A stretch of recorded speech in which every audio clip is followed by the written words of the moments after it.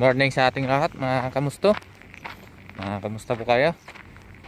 Magandang araw po sa ating lahat mga kamusto.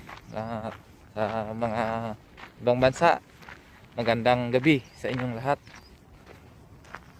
Ito po tayo ngayon sa papuntang Pingka mga kamusto. Ito po sa yan banda, hindi masyadong makita. May bakod na yan. Yan po yung Pingka natin, malawak, yung bukid, yung taniman natin ng gulay. So ang oras ngayon mga kamusto, alas 8 ng umaga. Yan. So update ko na lang kayo mamaya mga kamusto kung sa pag-harvest natin ng mga gulay. Kasi mag-harvest po tayo ng gulay ngayon. At nauna na si Kuya Ramil dito. Ako na huli mga kamusto. Aga siyang punta dito alas 6. Tayo mga kamusto, alas 7 tayo nag sakay ng bus. Medyo kalahating oras ata ang biyahe papunta dito sa Pingka mga kamusto.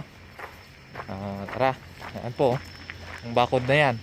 Yan po yung sa likod nyan, yan yung bukid natin, yung taniman natin ng gulay.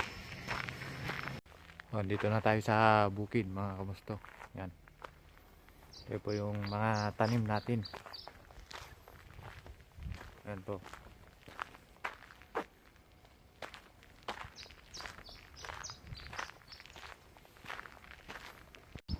So pitas daw tayo ng sili mga kamusto, siling panigang. Harvest tayo. Yan yung lagyan natin. At ito, yan.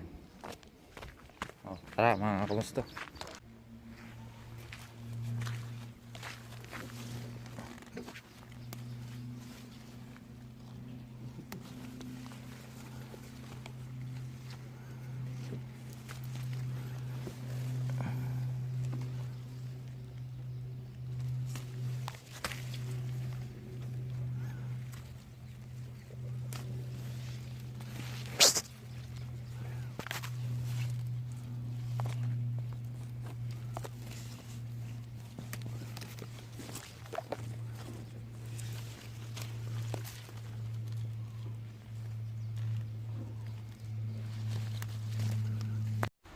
Yan si Kuya mga kamusto, kumukuha naman ng talong. Yan, talong na kinukuha niya mga kamusto.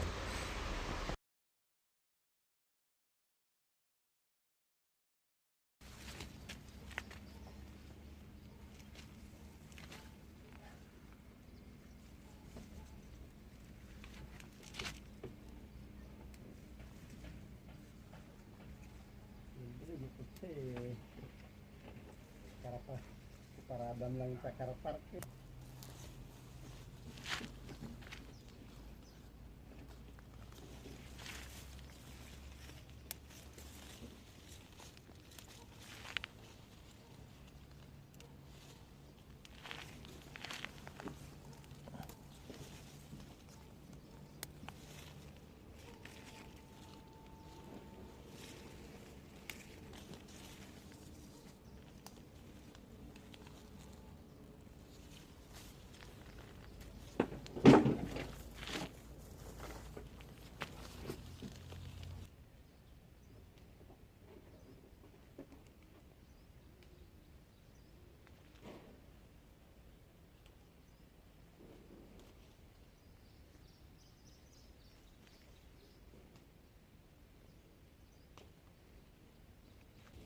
Dito ko na ako. Sino ba ang pangat?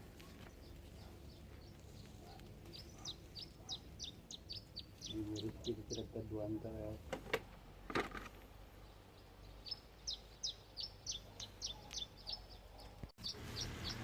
Ito naman na yung nakuha ni Kuya mga kamusto, sigarilyas.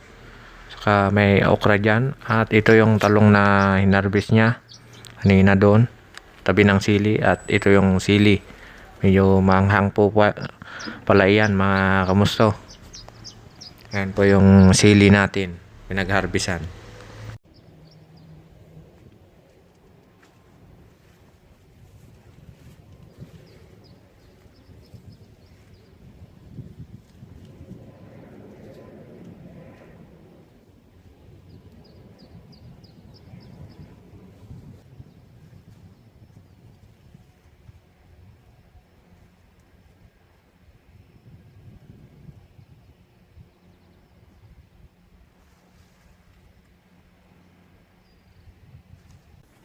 Oh, ito po yung talbos ng kamote na na-harvest ni Kuya. Sitaw, sitaw na mahaba, banor, ampalaya, pero dagdagan pa yan mga kamusto. Yung siling panigang, yun, mga talong at okra.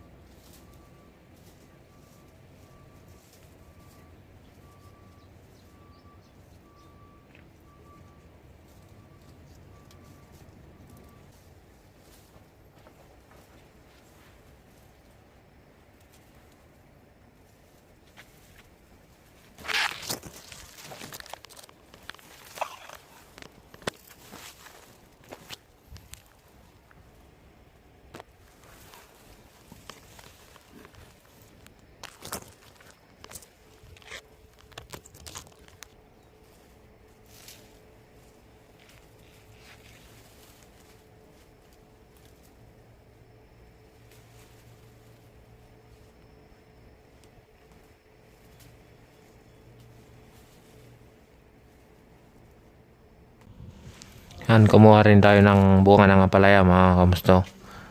Yan, may ampalayang yung mahaba. Saka yung talbos.